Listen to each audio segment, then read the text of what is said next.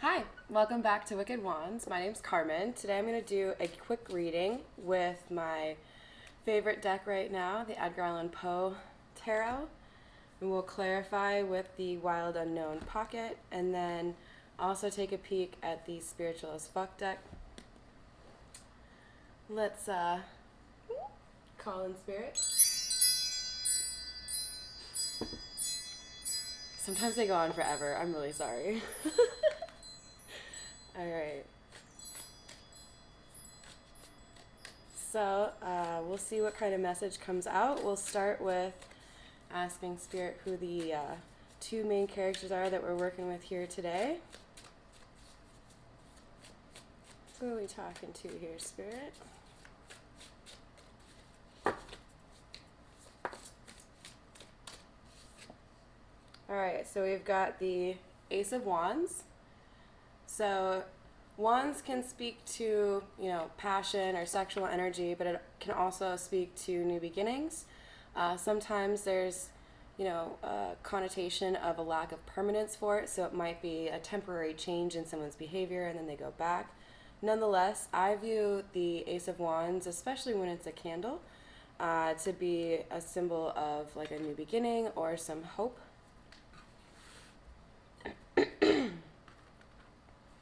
All right, who else are we dealing with, Spirit?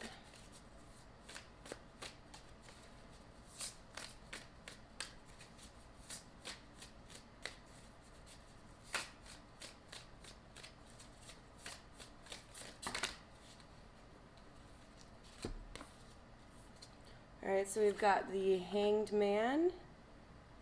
I don't think I'm going to take all of these, but I'll take the Hanged Man. I have a feeling that's not really, I have a feeling that's a descriptor for the Ace of Wands person.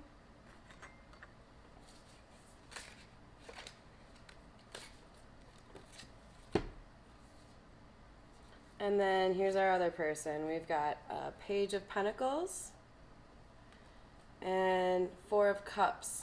So if you can see, we've got somebody who's probably a little distracted or disinterested. Four of Cups often speaks to somebody who has, been maybe a little bit too focused on the things that haven't gone well for them to notice that there's something else popping out to say, hey, what about this?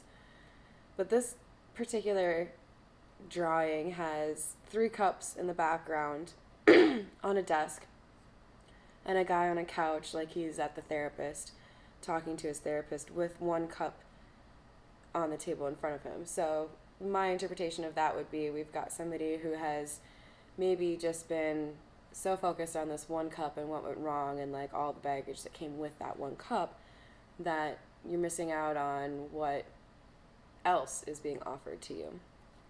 Those 3 cups in the background. Otherwise, we've got Page of Pentacles as generally somebody who has kind of a more stable offer.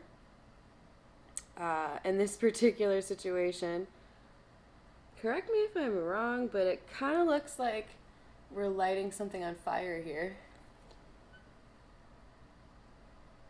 Which is cool because we do have, candles going and some sage going, but this to me looks like somebody who is starting something after a period of maybe being a little bit of a bitch about it.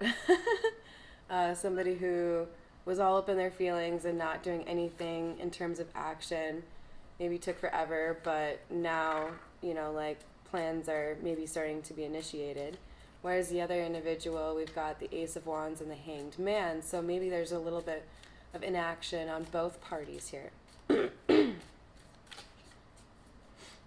All right, I'm not quite ready for these guys yet, actually. Let's do an understanding of the situation here with Edgar. I don't know if you guys saw the back of the cards. Also pretty rad. Can't help but think of The Simpsons when I think of the Raven. Whoop. All right, let's see. We've got this one first, and we'll take this one. So we've got the Moon. Pisces energy, and also a pretty creative rendering. I think I had mentioned in my intro video that the moon speaks to secrets. So when you're looking at, you know, obviously the visual representation of the moon, you've got darkness, and you've also got two masked figures here, almost like each has their own secrets and swords drawn, you know, like I'll give you my truth if you give me yours kind of situation. And then we've got Seven of Swords. This is also a pretty delightful depiction. We've got one of those guys that you might see, I think it was like Zoltar or something, in like a vending machine where you can get your fortune told, except for he's got swords hidden throughout his little retail counter here. And he's also playing chess with you. I'm gonna go ahead and guess you're losing. But it looks like definitely more of a sneaky lack of truth here. So in other words, this is qualifying the moon for me to say that there's somebody who's deliberately withholding information from you, or deliberately manipulating a situation to be something more innocent than it actually is. Tell me more, Spirit.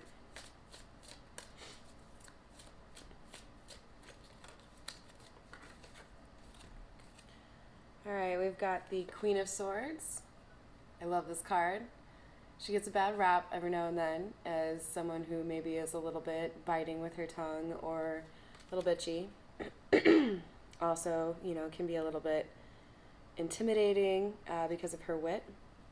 And in this particular imagery, we've got a decidedly Egyptian view with kind of like a sphinx in the background, and she's holding a scepter, kind of like so. And that has the wings of Isis on it. But in this particular card, I mean, I really do feel like she's just trying to protect herself. She knows what's going on. She's got the moon on her head, like in a headband. Very high priestess vibes from that card. So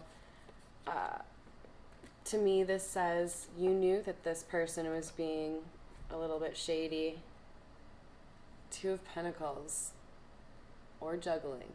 So Two of Pentacles, often you're going to have someone holding two different items or juggling two different items. It can sometimes refer to balancing of finances or, you know, juggling responsibilities. But in this situation, especially if we're looking at a love reading, it's going to be more about whether or not somebody was juggling you with another individual, or could be roles reversed, however it resonates.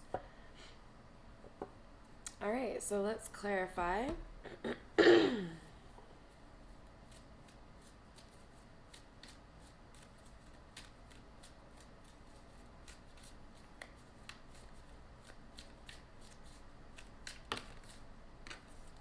All right, so we've got the Two of Cups. It came out in the reverse.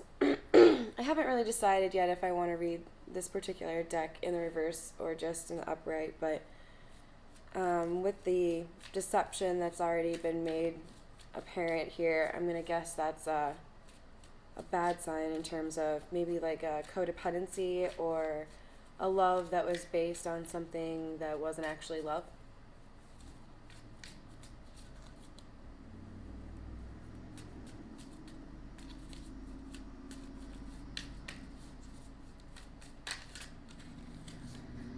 And then we've got Father of Swords. So this is a divine counterpart, though, if we're looking at this, because we've got Queen of Swords here and the King of Swords. So obviously Father of Swords in this deck is King of Swords. This is generally also a pretty respectable man, an intelligent man, also known to be a little bit cold. Could also, you know, be a little bit selfish.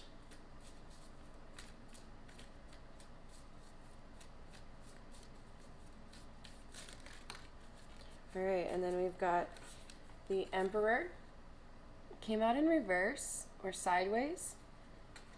And I would say this speaks to me more of the idea of being controlling or feeling the need to manipulate somebody's perception of who they are.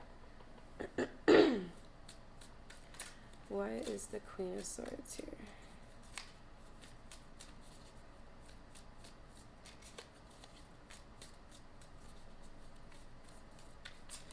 Ooh.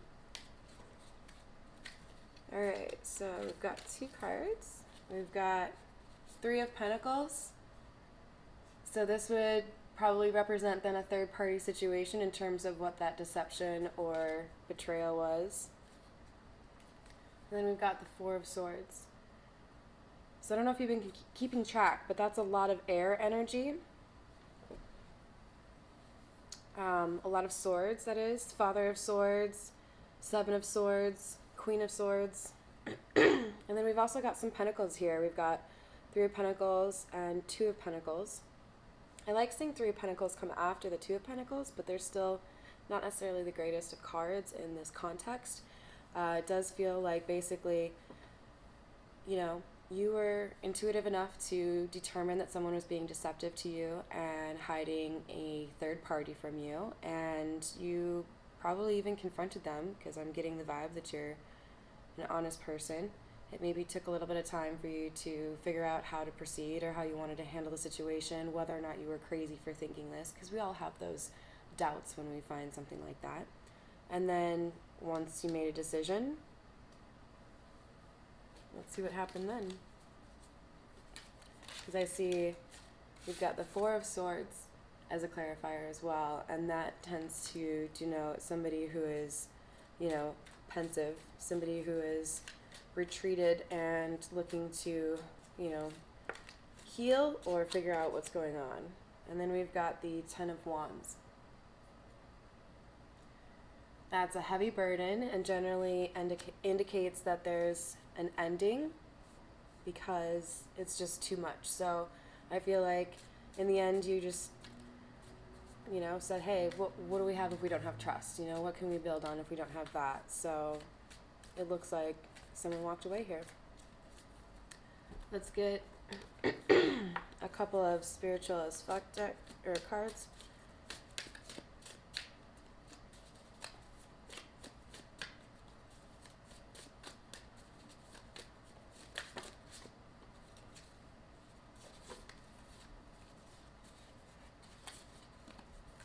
All right, we've got, you can't heal a wound by saying it's not there.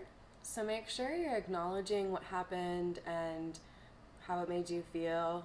Walking away from it or pretending it doesn't actually impact you isn't going to change whether or not it has impacted you. And if you want to actually work through something and be stronger for it, you have to face it. Some injuries you really can just walk off, but too many of us run around treating emotional compound fractures like a stubbed pinky toe. They ain't the same thing. Love. If you ignore the big ouches, they fester and get gangrene and give us permanent limps and shit. Do you have a big ouch that needs tending? Naming it is the first step in healing it. Maybe your wound needs some professional help. Don't do the gangrene amputation thing. Like, that's so 2016. I don't think it is, but I wish it was a reference to the movie The Beach. So, yeah. Acknowledge what happened and then address it. Ancient proverb, if you meet more than 2 assholes a day, you're it. You're the asshole.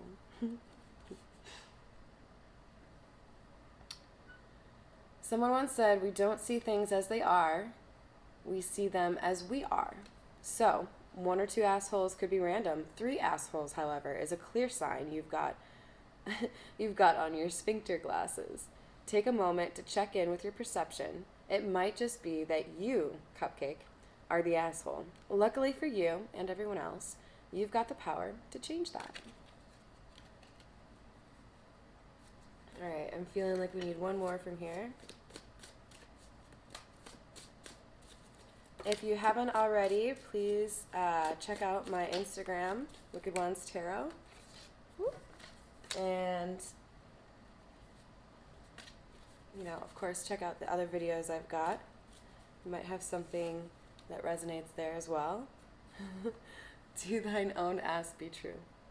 Definitely resonates for me. It's probably the sexiest thing you can do is be authentic. The most common thing that holds people back from health and happiness is an unwillingness to be honest with themselves. True story.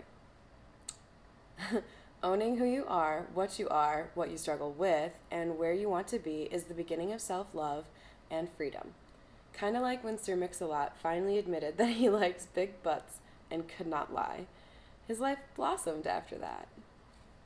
Yeah. So, that's what we have for today. Thanks for joining me. Feel free to like, comment, share, subscribe, any of that fun stuff. Definitely appreciate you for doing so. And come back, check out the next video. Hope to be posting them a little bit more frequently now that we're through the holidays. Thank you.